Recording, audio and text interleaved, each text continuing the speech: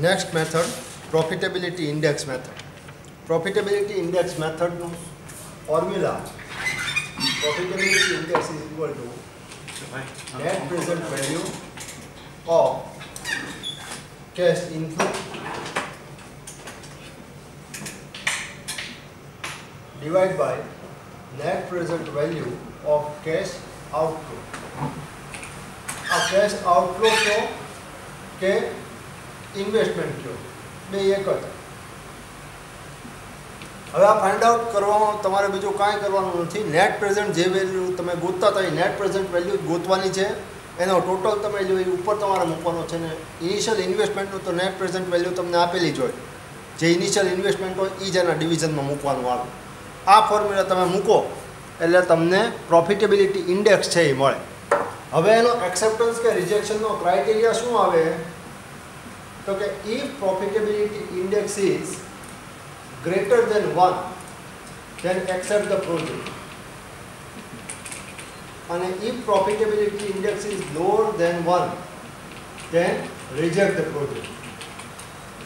એટલે profitability index જે સૂચકાંક તમારો છે એ 1 થી વધારે આવે 1 પોઈન્ટ સમથિંગ આવતો હોય તો પ્રોજેક્ટ છે એ એક્સેપ્ટ કરવા જેવો થાય. ને જો એ લેસ ધેન 1 આવતો હોય પોઈન્ટમાં આવતું હોય 0 પોઈન્ટ કરીને તો પ્રોજેક્ટ જે છે એ રિજેક્ટ કરવાનો થાય. ઇક્વલ ટુ 1ના ચાન્સીસ બહુ ઓછા થાય ને ઇક્વલ ટુ જો હોય તો ઇનડિફરન્સ થાય. ઇનડિફરન્સ દેટ મીન્સ પ્રોજેક્ટ તમે એક્સેપ્ટ કરો કે પ્રોજેક્ટ તમે રિજેક્ટ કરો કોઈ એની અંદર ચેન્જીસ છે એ આવતો નથી.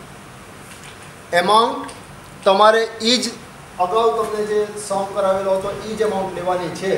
છતાંય આપણે જોઈ લઈએ સમ કઈ રીતે થાય છે.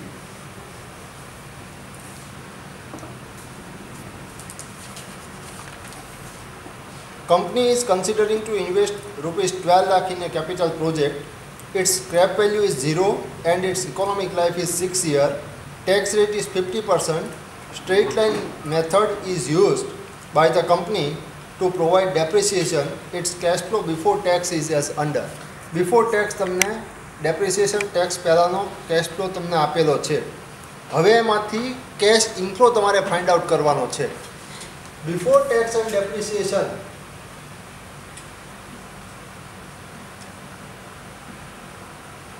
જ્યારે તમને આપેલું હોય ત્યારે એ કેશ ફ્લો આપેલો હોવા છતાં તમારે પ્રોફિટ કન્સિડર કરવાનો છે. બરાબર.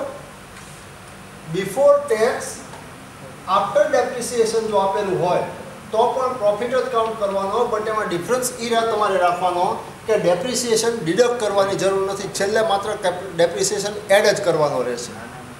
ક્લિયર આટલું? અહીંયા તમને ડેપ્રિસિએશન માટે કોઈ ક્લેરિફિકેશન્સ નથી એટલે બિફોર ડેપ્રિસિએશન હશે એવું આપણે એક્સપેક્ટ કરીએ છીએ. પ્લસ પ્રોજેક્ટની કોસ્ટ 12 લાખ રૂપીસ છે. હવે એમાંથી ડેપ્રિસિએશન કઈ રીતે કાઉન્ટ થાય તો કે investment divide by its useful life. 12 lakh divided by 6 એટલે 2 લાખ રૂપીસ છે એ તમારો ડેપ્રિસિએશન થાય. એટલે કેશ ઇન્ફ્લો તમને જે આપેલો છે બિફોર ટેક્સ એન્ડ ડેપ્રિસિએશન જે આપેલું છે એમાંથી પહેલાં 2 લાખ ડિડક્ટ કરશો, પછી એમાંથી ટેક્સ ડિડક્ટ 50% કરશો અને પછી એની અંદર અગેન 2 લાખ છે એ એડ કરશો ત્યારે તમને નેટ કેશ ઇન્ફ્લો મળશે. બરાબર. હવે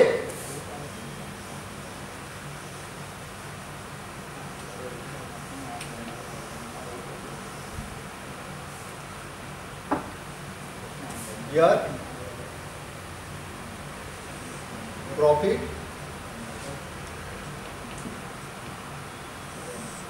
less depreciation,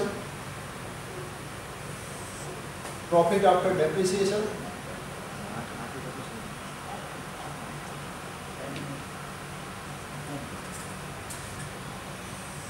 less tax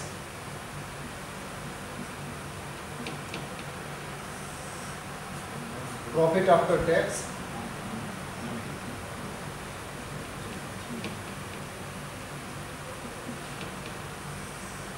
add depreciation,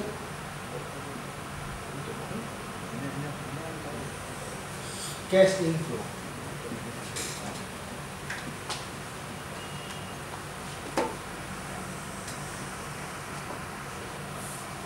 year તમને 5 વર્ષ આપેલા છે, 1, 2, 3, 4 અને 5. 2,40,000, 2,64,000, 3,36,000, 3,60,000 અને 6 લાખ. હવે ડેપ્રિસિએશન એવરી યર તમારે એની અંદરથી ડિડક્ટ કરવાનો છે. ડેપ્રિસિએશન ડિડક્ટ કરો એટલે 2 lakh depreciation every year deduct કરવાનો છે, બીકોઝ ડેપ્રિસિએશન આપણે 2 લાખ કાઉન્ટ કરેલો હતો.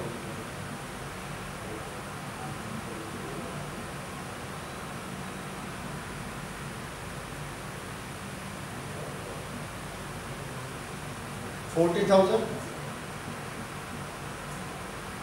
64,000, 1,36,000, 1,60,000 અને 4 લાખ. હવે 50% ટેક્સ એટલે આના 50% છે એ તમારે ડિડક્ટ કરવા પડે એટલે 20,000, 32,000, 50 અને 18, 68,000, 80,000 અને 2 લાખ. પ્રોફિટ આફ્ટર ટેક્સ આમાંથી આ એમાઉન્ટ ડિડક્ટ કરવાની છે એટલે આ જ એમાઉન્ટ આવશે, બીકોઝ 50% તમારો ટેક્સ રેટ હતો એટલે 20,000, 32,000, 68,000, 80,000 અને 2 લાખ. ના ડેપ્રિસિએશન એડ કરવાનો છે. ડેપ્રિસિએશનની આ કોલમ છે ત્યાં ફરી અગેન એડ કરવી પડશે. શું કામ ડિડક્ટ કરીને એડ કરાવું છું? તો કે તમારે ટેક્સ ડિડક્ટ કરવાનો હતો એટલા માટે. ટેક્સ ડિડક્શનના ઉપર થાય, તમામ એક્સપેન્સીસ તમારા ડિડક્ટ થઈ ગયા પછી જે એમાઉન્ટ રિમેનિંગ રહે એના ઉપર તમારો ટેક્સ કેલ્ક્યુલેટ થાય. તો ડેપ્રિસિએશન ડિડક્ટ કરવાનો બાકી હતું એટલે પહેલાં આપણે ડેપ્રિસિએશન ડિડક્ટ કર્યો, પછી એના ઉપર 50% ટેક્સ છે એ તમે કામ કર્યું અને 50% ટેક્સ ડિડક્ટ થઈ ગયા પછી લાસ્ટ કોલમની અંદર અગેન આપણે ડેપ્રિસિએશન છે એ એડ કરશું ને એ એડ થાય પછી તમારો નેટ કેશ ઇનફ્લો છે એ મળશે. 2 લાખ ડેપ્રિસિએશન એડ કરીએ.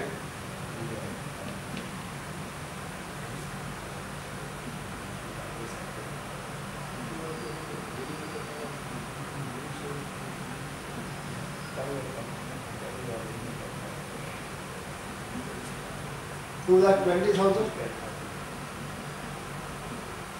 2,32,000, 2,68,000, 2,80,000, 2 લાખ પ્લસ 2 લાખ 4 લાખ. આ તમારો નેટ કેશ ઇનફ્લો તમને મળે. હવે તમારો મેઇન સમ જે છે એ શરૂ થયો. Present value of cash inflow છે આનું તમારે કાઢવું પડે. એટલે હવે 5 વર્ષનો આ ડેટા છે એના ઉપરથી આપણે કાઉન્ટ કરીએ શું થાય.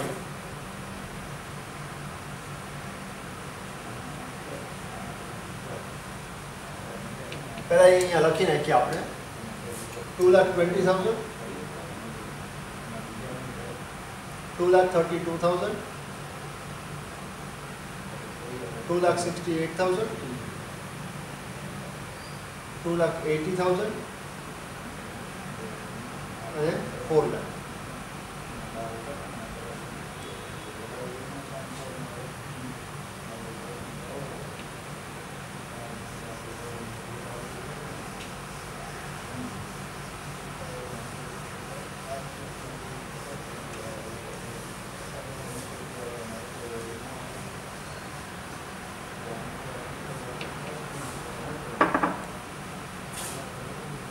પ્રેઝન્ટ વેલ્યુ ફેક્ટર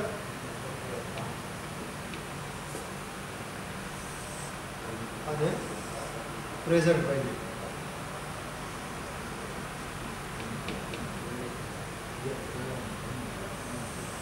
પ્રેઝન્ટ વેલ્યુ ફેક્ટરમાં 10% કોસ્ટ ઓફ કેપિટલ આપેલો છે, એટલે 1/1.10 તમારે કરવાનું આવે.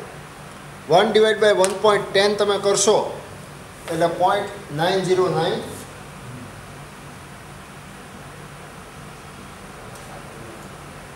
0.826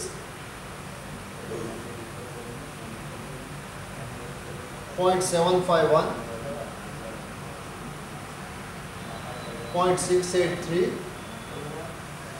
અને 0.620.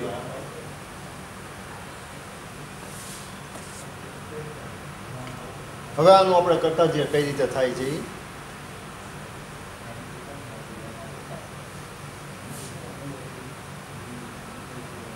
2,20,000 into 0.909.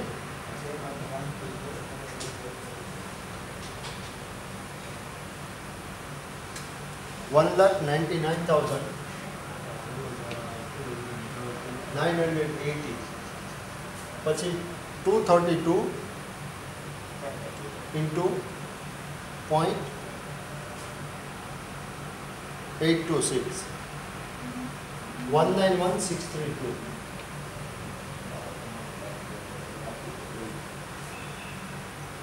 2,68,000 into 0.751. 2,01,268.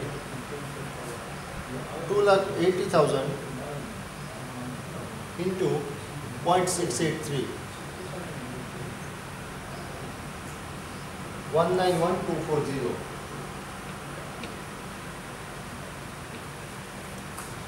and 4 lakh into 0.620. 248. આ તમને પ્રેઝન્ટ વેલ્યુ મળી. હવે તમારી ફોર્મ્યુલા શું હતી? Profitability index is equal to present value of cash inflow divided by present value of cash outflow. Cash outflow એ તમારું ઇન્વેસ્ટમેન્ટ છે. તો પ્રેઝન્ટ વેલ્યુ ઓફ કેશ ઇનફ્લોમાં આનો ટોટલ લઈએ શું આવે છે?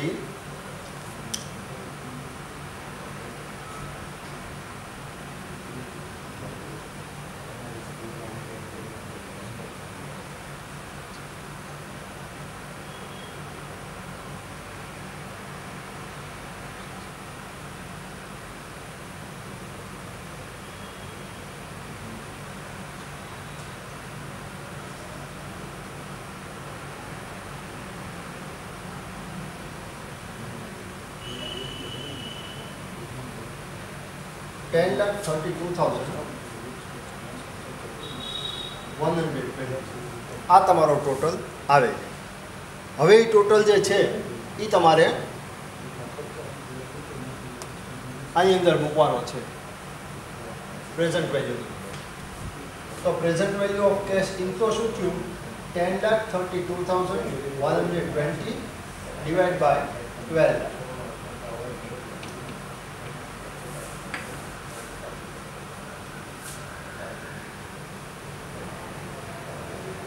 10,32,120 divided by 12 lakh. 0.860 આવ્યું એટલે 0.86 થાય. હવે આપણે એક્સેપ્ટ રિજેક્ટ ક્રાઇટેરિયામાં શું જોયું હતું કે જો present value profitability index method છે એ લેસ ધેન 0 આવે તો પ્રોજેક્ટ જે છે એ રિજેક્ટ કરવાનો થાય, અને જો ગ્રેટર ધેન 1 કે 1 કરતાં વધારે આવે તો પ્રોજેક્ટ જે છે એ એક્સેપ્ટ કરવાનો થાય. અહીંયા 0.86 એટલે કે 1 કરતાં ઓછું આવ્યું. Profitability index is less than 1, so reject the project.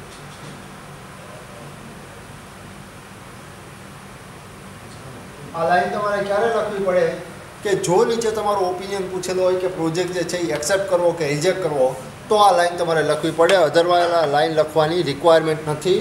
જે પ્રોફિટેબિલિટી ઇન્ડેક્સ આવેલો હોય એ જ તમારે કાઉન્ટ કરીને છે એ મૂકી દેવાનો રહેશે. ક્લિયર આટલું? બરાબર. આમાં 2 સ્ટેપ્સની અંદર આપણે સમ છે એ કર્યો. પહેલા સ્ટેપ્સની અંદર આપણે શું કર્યું તો કે પ્રોફિટ જે આપેલો હતો એ પ્રોફિટની બદલે કેશ ઇનફ્લો આપણે ફાઇન્ડ આઉટ કર્યો. પ્રોફિટની બદલે કેશ ઇનફ્લો ફાઇન્ડ આઉટ કર્યો. એની માટે ડેપ્રિસિએશન ડિડક્ટ કર્યો અને ટેક્સ ડિડક્ટ કરીને ડેપ્રિસિએશન અગેન એડ કર્યો. એટલે નેટ પ્રેઝન્ટ વેલ્યુ માટે જે કેશ ઇનફ્લો તમારે જોઈએ કેશ ઇનફ્લો તમને મળ્યો. અને પછી એ ગોત્યા પછી એને પ્રેઝન્ટ વેલ્યુ ફેક્ટરથી મલ્ટીપ્લાય કરીને પ્રેઝન્ટ વેલ્યુનો ટોટલ લીધો અને પછી પ્રોફિટેબિલિટી ઇન્ડેક્સનું જે ફોર્મ્યુલા હતી એ આપણે એની અંદર એપ્લાય કરી. એટલે તમને આખો સમ આ રીતે 2 સ્ટેપની અંદર છે એ તમારે કરવાનો રહે. બરાબર? ચાલો.